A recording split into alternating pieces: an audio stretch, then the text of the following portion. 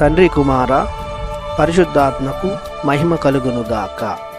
ఈనాటి జీవవాక్యం. నేను మంచి పోరాటము పోరాడి తిని, నా పరుగు పందెమును ముగించి తిని, విశ్వాసమును నిలుపుకుంటుని. పౌలు తిమోతికి రాసినటువంటి 2వ లేఖ 4వ అధ్యాయము 7వ వచనము.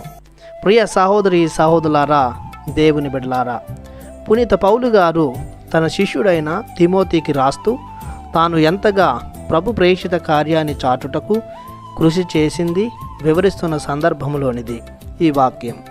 పునీత పౌలు గారు దమస్కు పట్టణంలో క్రీస్తు ప్రభుని దర్శనాన్ని పొందుకున్న నాటి నుండి తన విశ్వాసాన్ని దినదినం పెంపొందించుకుంటూ ఉన్నారు. తాను నమ్మిన దానిని గూర్చి జీవితంలో నిశ్చయంగా జీవించాడు. క్రీస్తు ప్రభువు తెలియని, క్రీస్తును ఎరుగని ప్రాంతాలకు తాను నమ్మిన సత్యాన్ని బోధించుటకు ఎన్నో ప్రయాణాలు చేశారు. ప్రభుని నామం చాటుటకు తన పొందికలో ప్రాణం ఉన్నంత వరకు పోరాటం చేశాడు. ఆయన ప్రయాణాలలో ఎన్నో ఒడిదుడుకులు, ఆయన ప్రయత్నాలు ఎన్నో విఫలమయ్యాయి.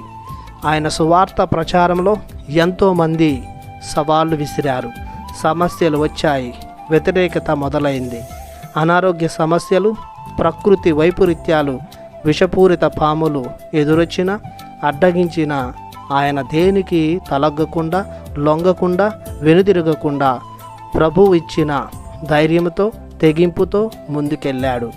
ఆయన బోధనలు ఎంతోమంది జీవితాలను మార్చాయి. ఆయన నడవడిక ఎంతోమందికి మార్గదర్శంగా నిలిచాయి. ప్రభుని గుర్తించి గమ్యాలను చేరేలా చేశాయి.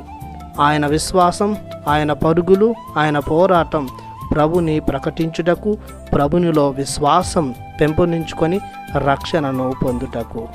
ప్రభుని అనుచరులమైన మనమందరం తప్పక పునీత పౌలు గారి వలె ప్రభుని రక్షణ నామం చాటుటకు నిరంతరం కృషి చేద్దాం.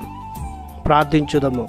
మమ్మ మిక్కిలిగా ప్రేమిస్తున్న మా ప్రేమామయుడా, మా దైనందిన జీవితంలో మేము చూస్తున్న మీ అద్భుత కార్యాలను విశ్వసించి లోకమంతా ప్రకటించే సామర్థ్యాన్ని, ధైర్యాన్ని, తెగింపును, ఆత్మ నడిపింపును మాకు దయచేయమని యేసు కృపగల నామంలో ప్రార్థిస్తున్నాము తండ్రి. ఆమెన్. దేవుడు మిమ్ము దీవించునుగాక. ఆమెన్.